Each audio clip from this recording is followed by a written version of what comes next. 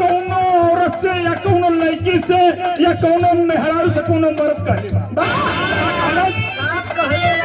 अरे हे हो या लकेली तोहरे कोई तन भेली तनी मननिया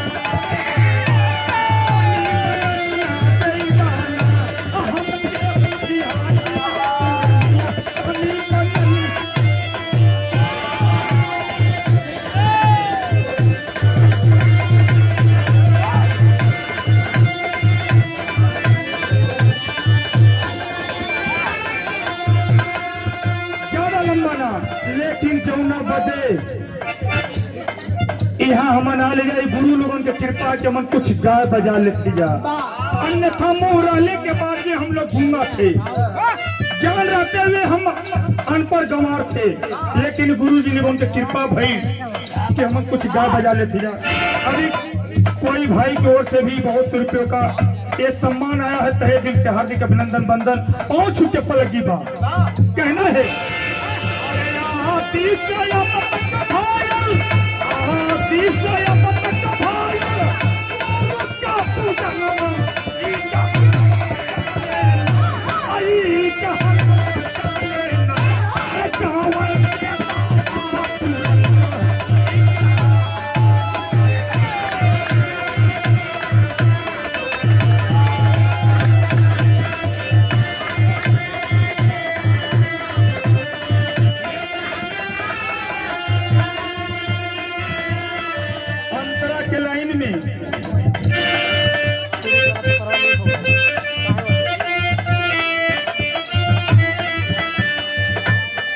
परम श्रद्धे परम अनिल राजभर संजू भैया का छोटा साला जी की ओर से भी बहुत सौ रुपयों का पुरस्कार पहुंच चुके पलक कैसे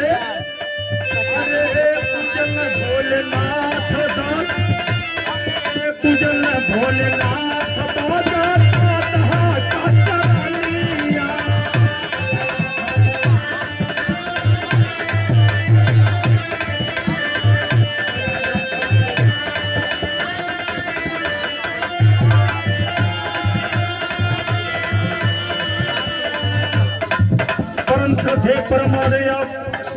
संजय भाई की ओर से जेकरे माध्यम से इतना सुंदर व्यवस्था रखल गई बा सुंदर पुष्प के पंखुड़ियों में गुथा हुआ ढेर सारा प्यार बहुत से रुपयों का ये आशीर्वाद स्वरूप पुरस्कार पहुंच चुके सबके पलक बा।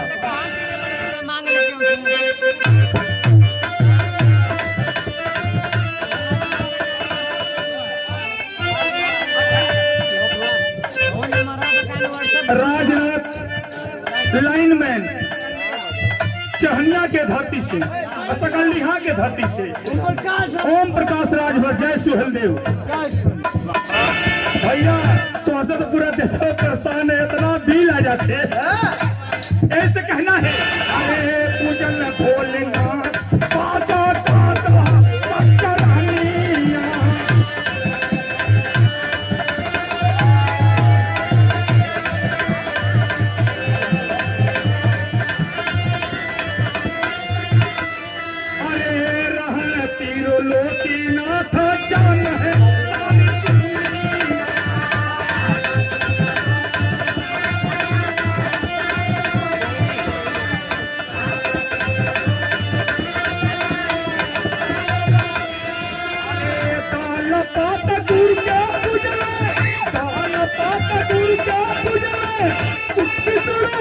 दुनिया यही चाहना चाहना यही चाहना चाहना क्या वह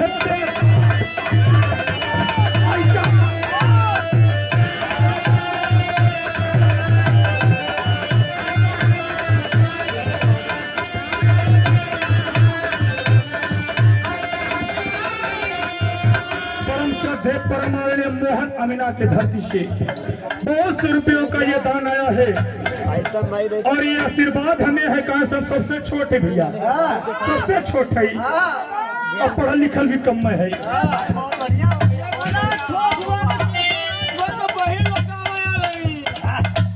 भैया हम ना कह तो कहना है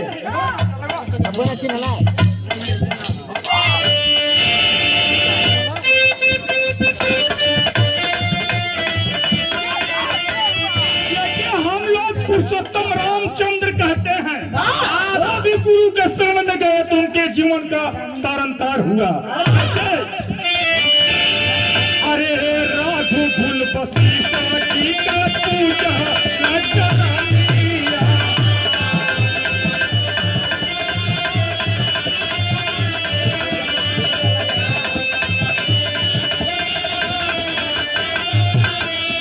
हरिद्वार का सिनेमा ढोलक के बड़े सुंदर कलाकार भैया की ओर से पुष्प के पंखुड़ियों में गुथा हुआ ढेर सारा प्यार और बहुत से रुपयों का पुरस्कार। राघुकुल वशिष्ठ जी का कैलाश व्यवसायी।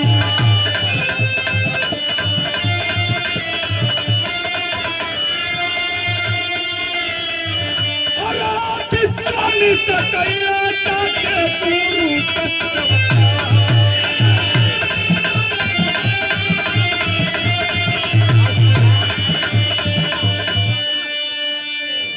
परम श्रद्धेय परमानंद विनोद राजभर बीएसपी के नेता भैया की ओर से बहुत से रुपयों का पुरस्कार।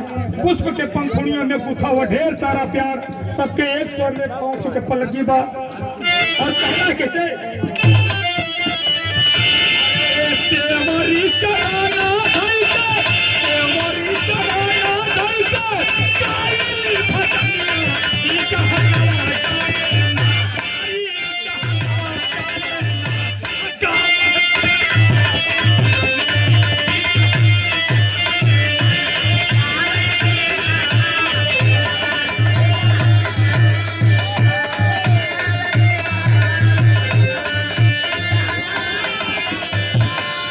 परम श्रद्धेय परमाननीय टीएम सिंह बिंद भाई की ओर से बहुत से रुपयों का पुरस्कार और पुष्प के पंखुड़ियों में ढेर सारा प्यार चाहिए।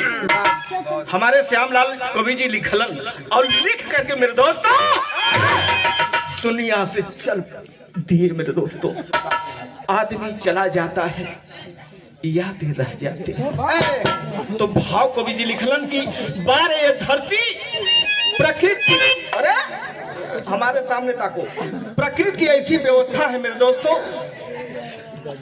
परिवर्तनशील है। कल कुछ बिहारी लाल और आज कुछ और हो, कल कुछ और नहीं है। ये शरीर बदलती बनती है। तो लिखलन का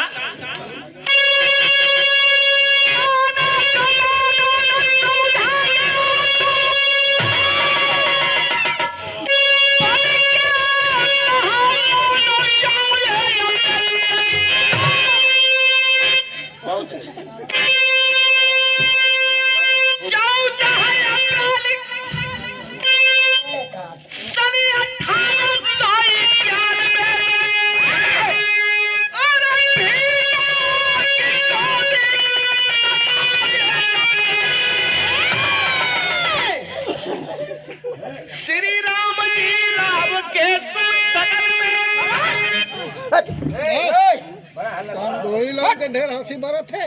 गौर करें मेरे दोस्तों, तो एक आदमी से घिरा, वही नारी से। हम भी राजभर का बच्चा पैदा, वही नारी से एक चमार जाति का बच्चा पैदा। नारी नारी नारी के अनेकों रिश्ते हैं।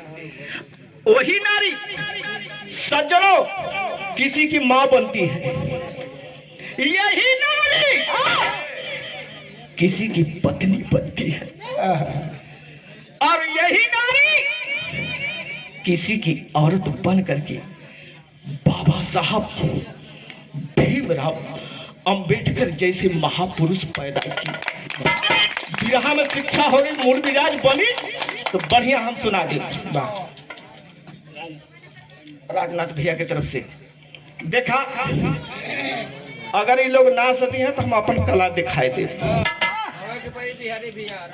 गौर करें, श्री राम जी राव के शुभ सदन में कुलबाग सुंदर सजाए अंबेडकर। शास्त्री जी के भेदभाव समता मिटाकर समता का दीपक जलाए गौ करे।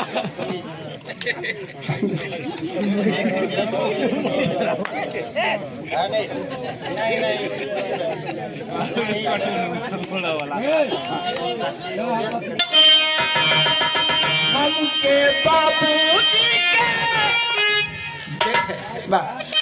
हमके बाबूजी के बाती न सुहाला कहला पे प्रीत लागेला।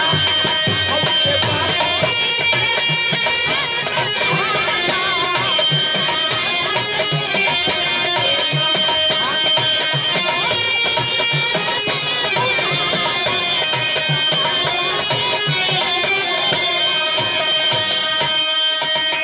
बड़ी कम समय हाल की कहना तो उभार दली गुरु जी के कहने पर।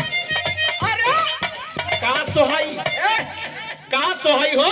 एक मानव के देख करके गिरा, वही नारी से चबार पैदा, वही नारी से राजभर पैदा। आशीर्वाद वही नारी से डोम पैदा।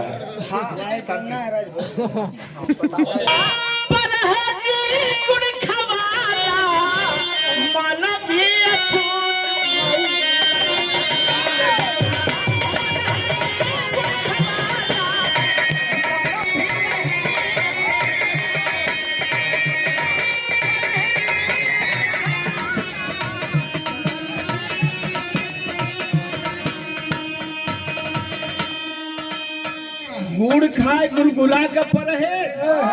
हाँ गुड़ खाई ला, लेकिन चीनी का चाह हम ना पी। सुगर हो जाला। इस समाज जतिया का मुसहर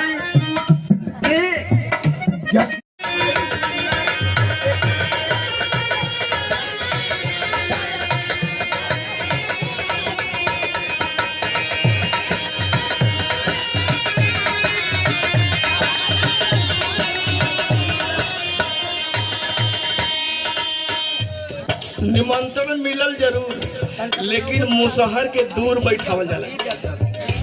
मुसहर के दूर बैठावल जाला, अलग बैठ। लेकिन बाबा है बगल से लेला कभी जी कौन ना हीरा के सब पर खाला। बाबू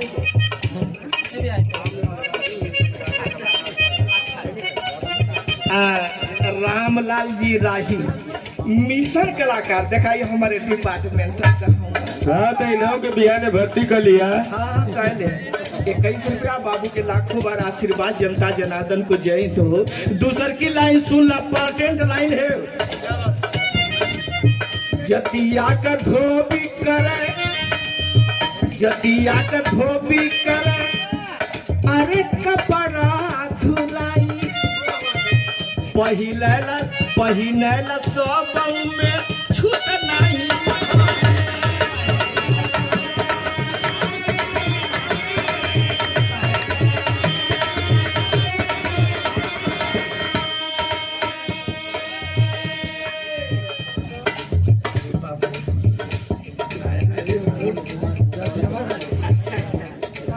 चला हमें रुपया ना चाहिए, खाली गीत सुन ला। रुपया तो रोज गाँव से रोज कमाते हमारा हनवा ना बैठा।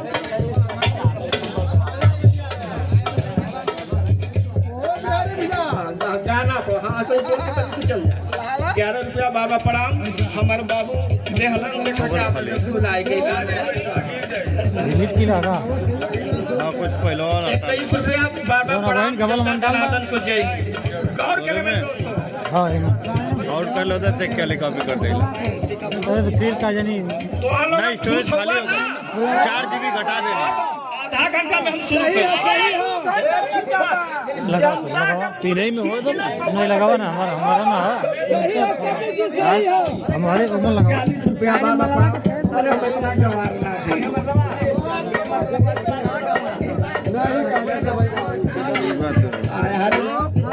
21 रुपया भैया के बाबा प्रणाम। भीरपानपुर की धरती, भीरपानपुर की धरती। एक बार भैया के गांव पर बेसन भैया मऊ सुपर स्टार गायक रहा। बेचन भैया से बिरहा रहल जब हम लड़कपन हमार रहल हो हमार भैया केशव भैया बड़ा मदद कइले लेकिन गाना का भाव सुना भैया बैठा बैठो काम सुन के बैठा जनता से पिटवा में देली तो हम ऊ कलाकार समझ बैठा जतिया के धोबी करे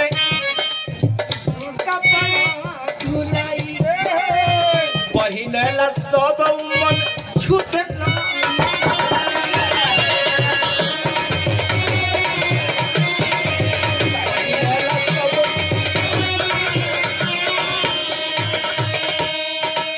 देखा कल हमारा रिकॉर्डिंग 20 बिरहा चैनल पर चढ़ गए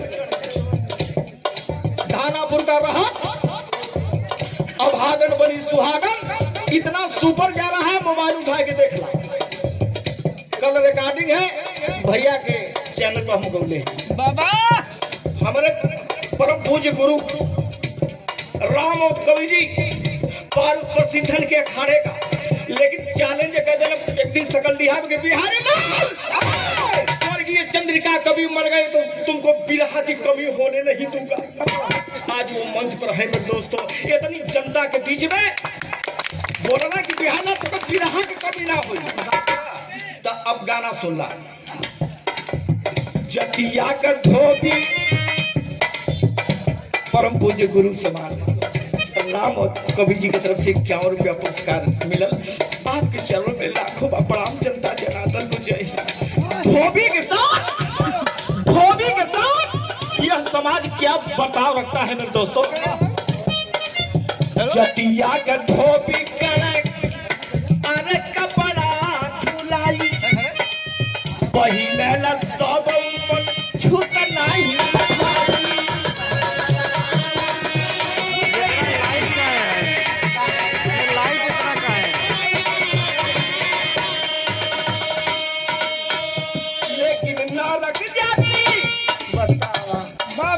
देख ला इस समाज सबकर नरक ढंगत हो हगले मुतले हुआ चाक कचार के साफ कर देला लेकिन ओके हम नरक जात कैला बार हमार समाज एक आदमी घृणा करे ओके नरक जाती ओके नरक जाती यहाँ कहल जाना ओके नरक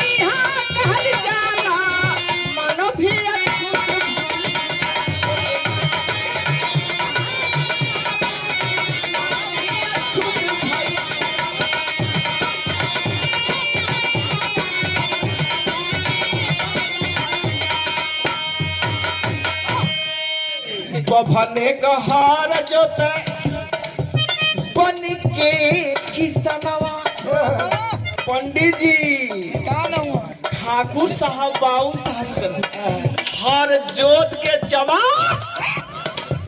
गेहूं चाउल उपजाए के बाबू साहब को कोठिला भर देता है बाबू खून पसीना बहा करके जमा पंडित जी का कोठिला भर दिला लेकिन कहा व्यवहार समाज के साथ ये समाज किया है तो दोस्तों बाबा साहब डॉक्टर भीमराव अम्बेडकर जी देख के हालात उनके दिल में बल्लम गड़गल की बाहर समाज गौर करेगा बभने का जाति बभने का हालत जोता बन के किसनवा आया कबो ना जमार से फैले बभना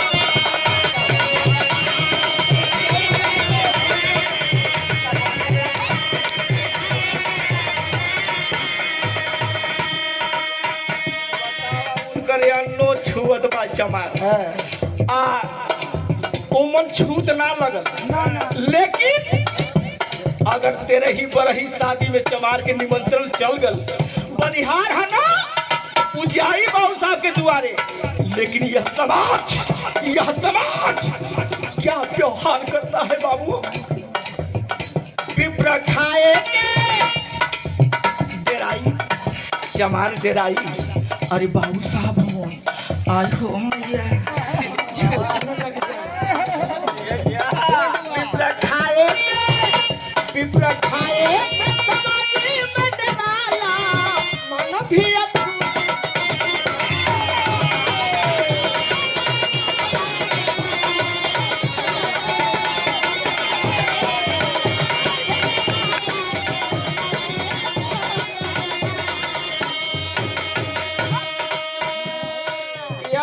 स्वर्गीय श्यामलाल कवि जी बड़ी इंपॉर्टेंट बात लिखे हैं। ये लाइन के टुकड़ा अंतरा और चार से बढ़ा दो मैं भैया बढ़ाए दे तो खुश रहा तो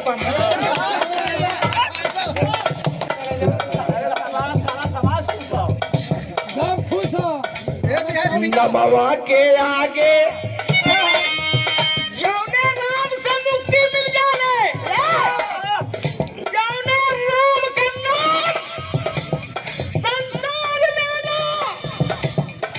और राम का नाम कोई व्यक्ति समान अपने नाम के आगे अगर लगा दे तो भैया अगर पूजा न हो के चाहिए भैया वो चमार का पूजा न हो के चाहिए लेकिन फलाने राम अरे बाप रे बप्पा हम रही हम तो आरती उतारी लेकिन समाज जब उनको दोषी देखा तो राम हटा करके चमार सही लिखा के ना चमार हो इतनी जनता में हम चुनौती देती के ना चमार हो कैसे भैया बता देंगे बतावा भैया हम नाम ले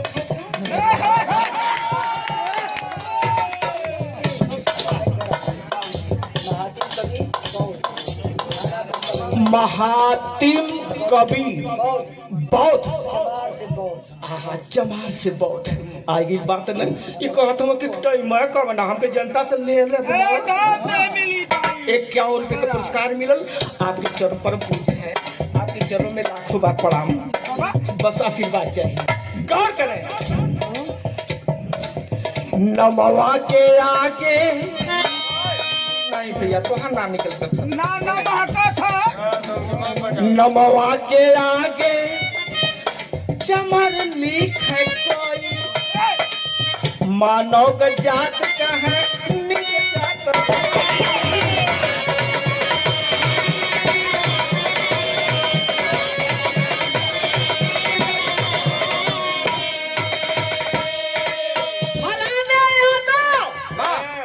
समझी भाई यादव जी हम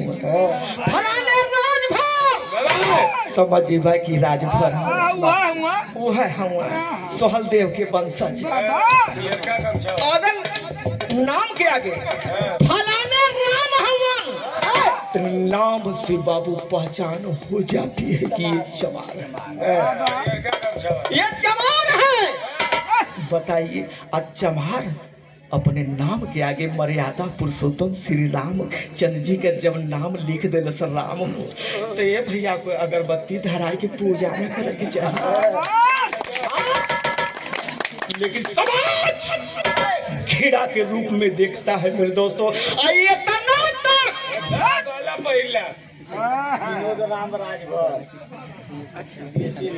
विनोद राम राजभर बीएसपी नेता आय हाय नील गगन के तले नीला भी पहले हो मैया हाँ हाँ जितना ये सुंदर हो इनके मेहरारू भी कचा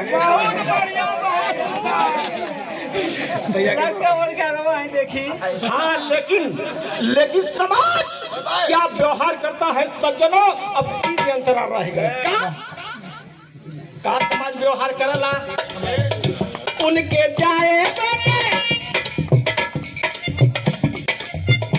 उनके मंदिर में जाए उनके मंदिर में जाए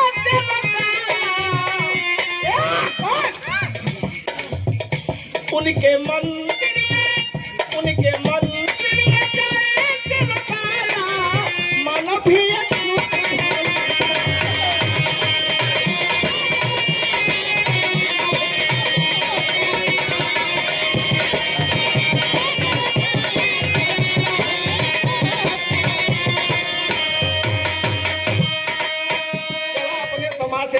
से अंतर पड़ जाए अरे बहुत इधर की लाइन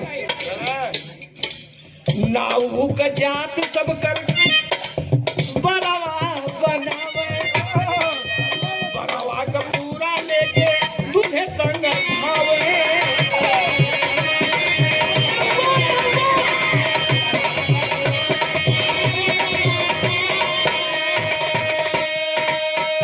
नाव के तन से इज्जत बढ़ गया है वहीं से न 20 रुपया पौला एक प्रमाण हम देते क्या बात है नाव अन्नाऊ ठाकुर कब से कहल गई आपसे नोट करना बतावा लिख लो जब से ठाकुर साहब चारपाई पर बैठल हम तो दाढ़ी बढ़ गई तो नाऊ ठाकुर साहब भैया उतरी है ना उतरी है अरे उनका द्वितीय स्थान हो पहले ब्राह्मण तब ठाकुर कैसे खटिया के नीचे उतरते हैं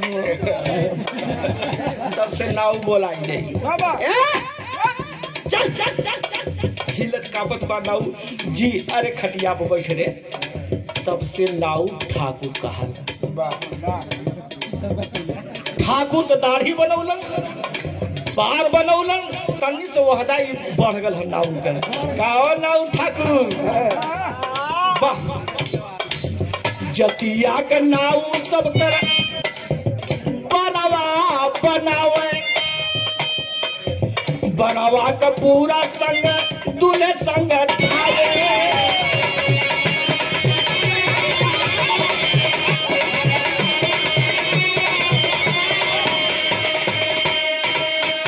लेकिन रे रिया के शादी ब्याह में नाव गलबा दूल्हे के साथ घर का पूरा ले लेबा मस्त बा अच्छा सब पानी जलपान कर ले रस बारात लग गई तो अब खो जाए लग रहा नौवा मैया कहाँ हुए रे साले में लेकिन रे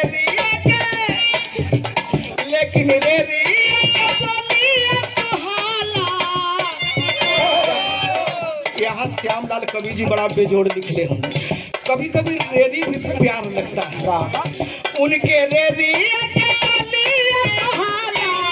मन भी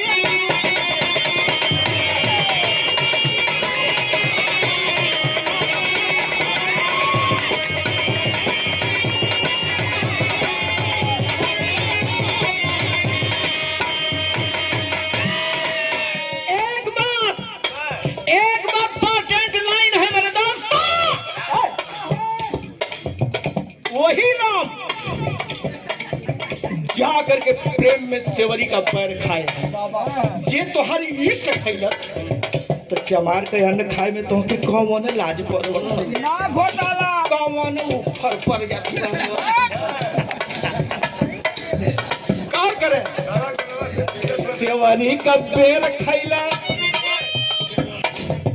सेवरी का पेड़ खैला जाके रघुराई चेता का खिचड़ी तीसरा खैला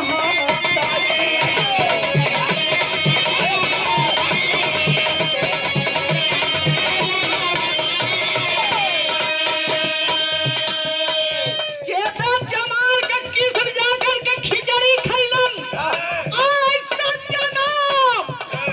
मैं नहीं कहता इतिहास खोल के देख लिया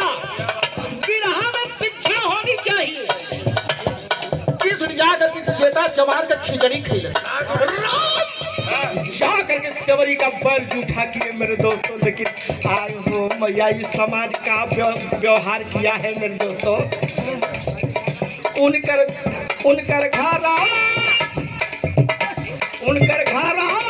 जाके फुकन जाला उनकर घर जाके फुकन जाला मन भी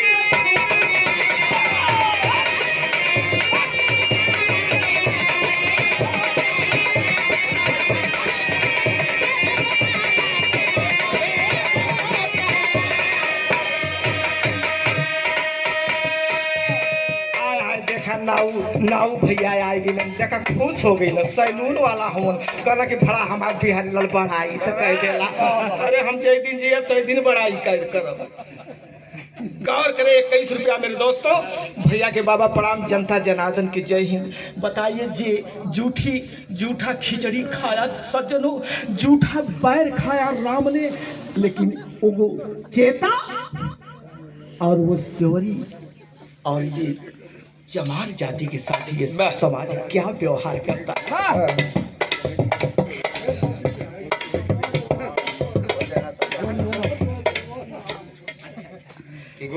गुप्तदान बड़का भैया की तरफ से एक कलाकार बिहारी लाल राजभर के सम्मान मिल गए। अंतिम लाइन है मेरे दोस्तों, हमको रुपया नहीं चाहिए, जिंदगी में बड़ा रुपया कमैले, पहले के कमैले है कि अब वहीं ले चलत है एक भर अब ही जिंदा भाई नो भैया चल गई, अमलधारी ओ भैया चल गई। हाँ तो अच्छा तो बेटवा के बियाह करिए तो पहले हमके बोला लिया।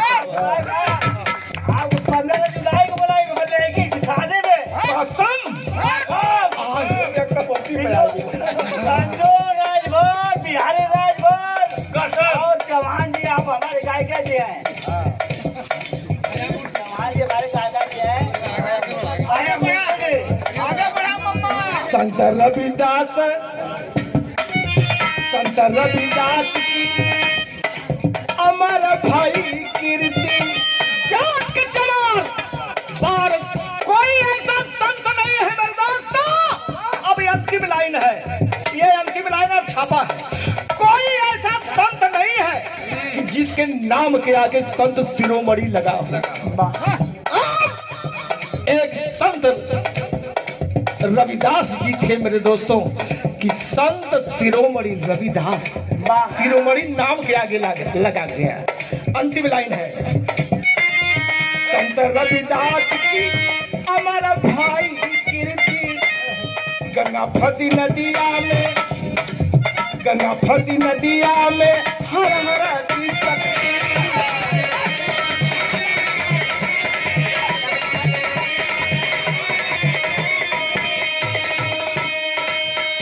उनकर कीर्ति आज जगी में गवाला, उनकर कीर्ति आज जगी में गवाला। मन भी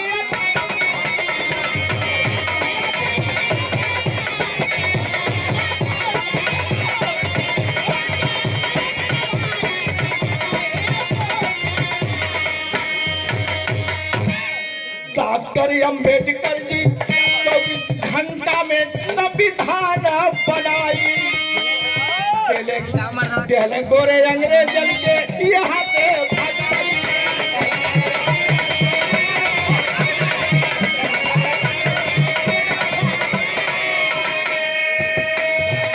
उनका डिग्री देखी बाहर बाबा साहब, अरे हिंदुस्तान तो क्या मेरे दोस्तों विदेशों में पढ़ाई किए, MSc वाले चला।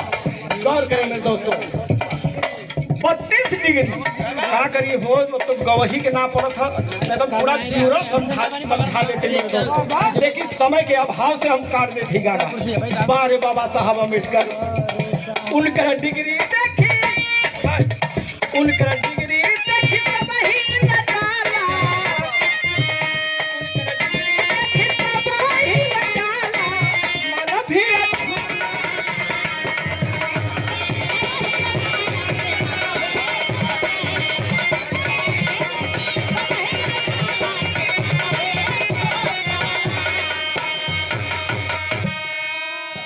स्वामी बिहारी गुरु गणेश सहारसाई, कभी श्यामलाल जग से नमः कमाई।